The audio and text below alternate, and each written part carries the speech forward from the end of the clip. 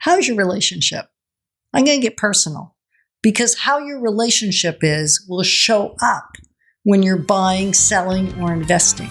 Moving forward with the Dekker team. Moving forward together with the Dekker team. We are delighted that we've been able to create for you Life's in Sidetrack episodes, like 701 of them now.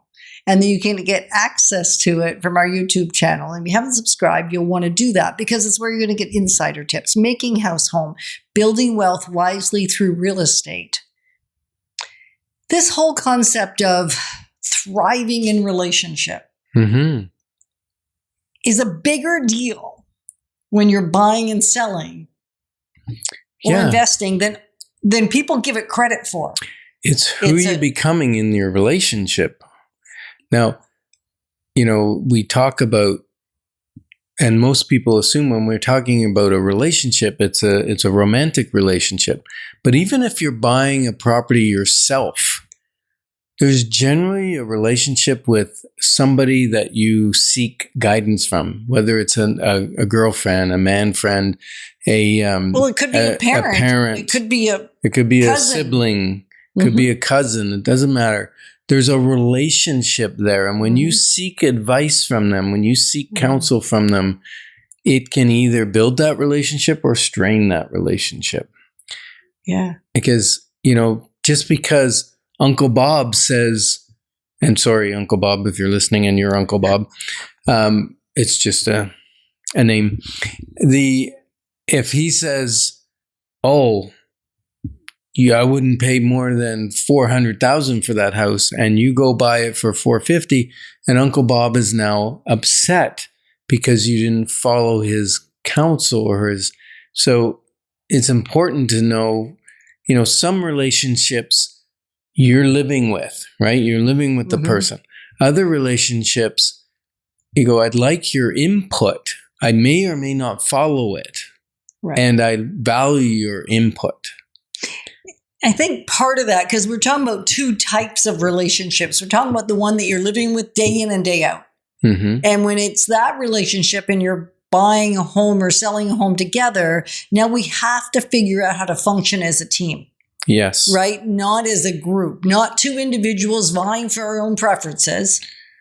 No, that gets ugly quick. How do we move together so that we flow as a unit? Right?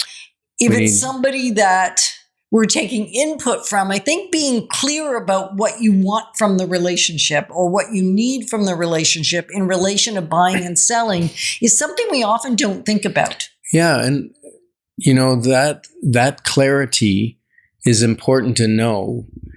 Like, for instance, when my daughter wanted to get married and the man asked me, who is presently her husband, asked me for her hand in marriage, my daughter said to me, if you say no, I won't marry him.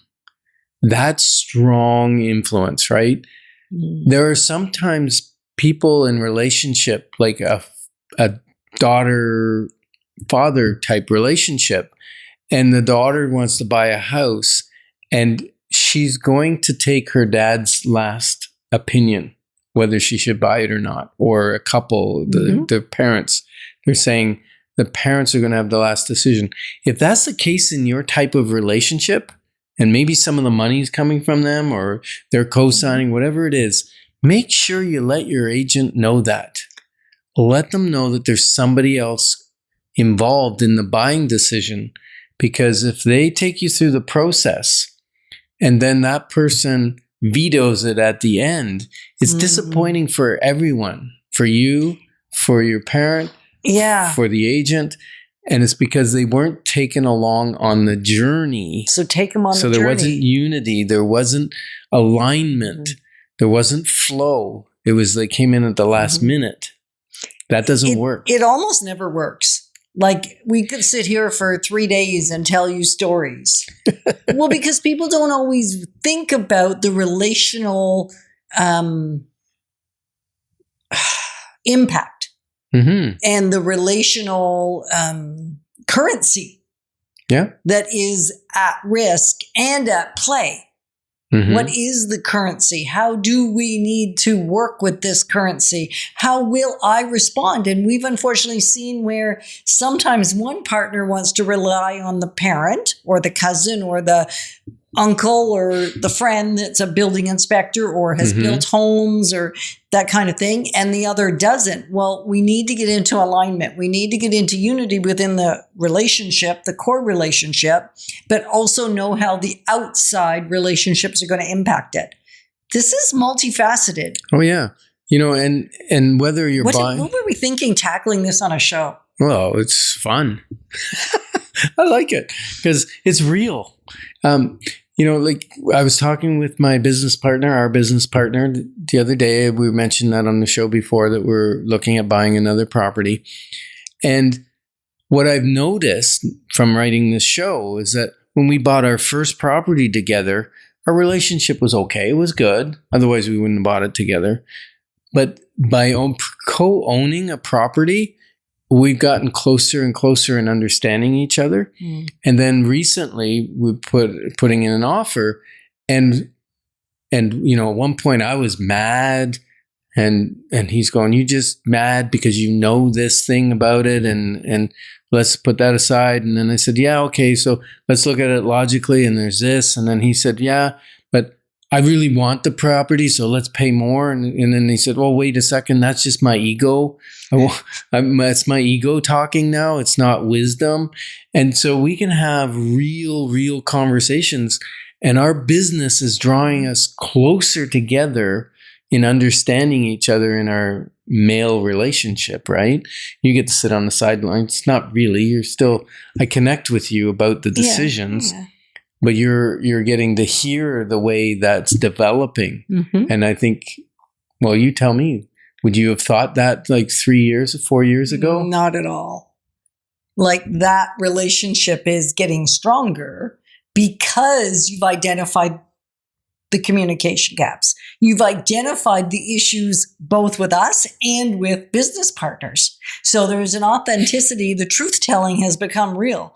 The real estate has put amplifiers or magnifiers on what was really happening under the surface. Mm-hmm. And can I say it'll never happen again? We're never at risk? No, I think as soon as you say never am I at risk, you're now at risk. You're always at risk. You're always at risk. And yet the risk is lower and lower and lower. So what we're attempting to say here is let's focus on unity and alignment and getting an understanding from each other's preferences, but then not focus on the individual preferences, but rather function from a shared vision. What is the shared vision? We've talked about the why in other segments. We're going to talk about that more because until you know your purpose and the motivation behind it, it's hard to get to a shared perspective. Yeah, and whether you're partners in business or partners in love and relationship, spouses, connected, whatever it is, the thing is, if you have a shared vision, you'll make similar decisions, right? Not always do you agree 100%, but at least you're aligned and you're moving closer. If you don't have shared vision for the future, then your partnership is almost doomed. Like you're going to go different directions. And that unfortunately is whether it's outside or internal partnership. Right? So remember, it's not just about who's right. It's about who we're becoming together as we work through our real estate challenges. And we're glad that we're able to clarify your options, because when your options are clear, your wisdom will flow. Moving forward with the Dekker team. Moving forward